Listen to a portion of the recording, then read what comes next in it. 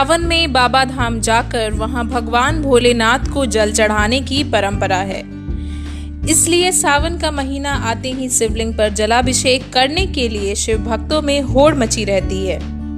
श्रद्धालु कांवर उठाकर सबसे पहले सुल्तानगंज पहुंचते हैं।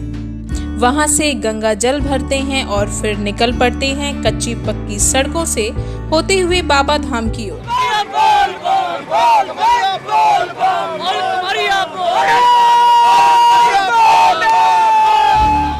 इस दौरान रास्ते भर बोल बम का नारा लगाते इन कांवरियों का उत्साह देखते बनता है।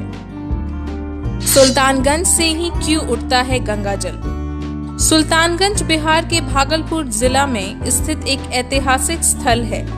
यह शहर गंगा नदी के तट पर बसा है। आपको बता दें कि यहाँ उत्तर वाहिनी गंगा है।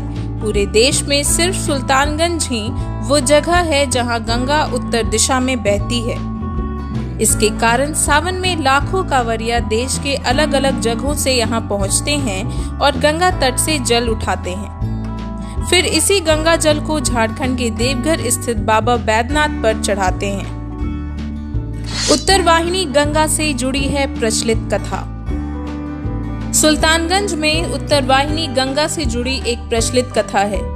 कहते हैं जब भागीरथ के प्रयास से गंगा स्वर्ग से पृथ्वी पर आई तो उनका वेग रोकने के लिए भगवान शिव ने अपनी जटाएं खोल ली और रास्ते के सामने खड़े हो गए।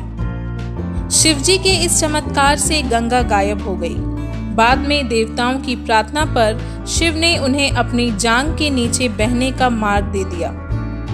इसी कारण से गंगा सिर्फ यहीं उत्तर दिशा की ओर बहती है। वहीं भगवान शिव स्वयं यहाँ प्रकट हुए थे। इसलिए श्रद्धालुओं ने सुल्तानगंज में भोलेनाथ का मंदिर स्थापित किया, जिसे अजगैबीनाथ मंदिर कहा जाता है, यानी एक ऐसे देवता का मंदिर जिसने साक्षात प्रकट होकर यहाँ चमत्कार दिखाया हो। सावन में जो भी कांवरिया बाबा धाम जाने के लिए गंगा जल उठाने यहाँ आते हैं, वो इस मंदिर में भी महादेव का जलाभिषेक करना नहीं भूलते। लाइव सिटीज के लिए जय भास्कर की रिपोर्ट।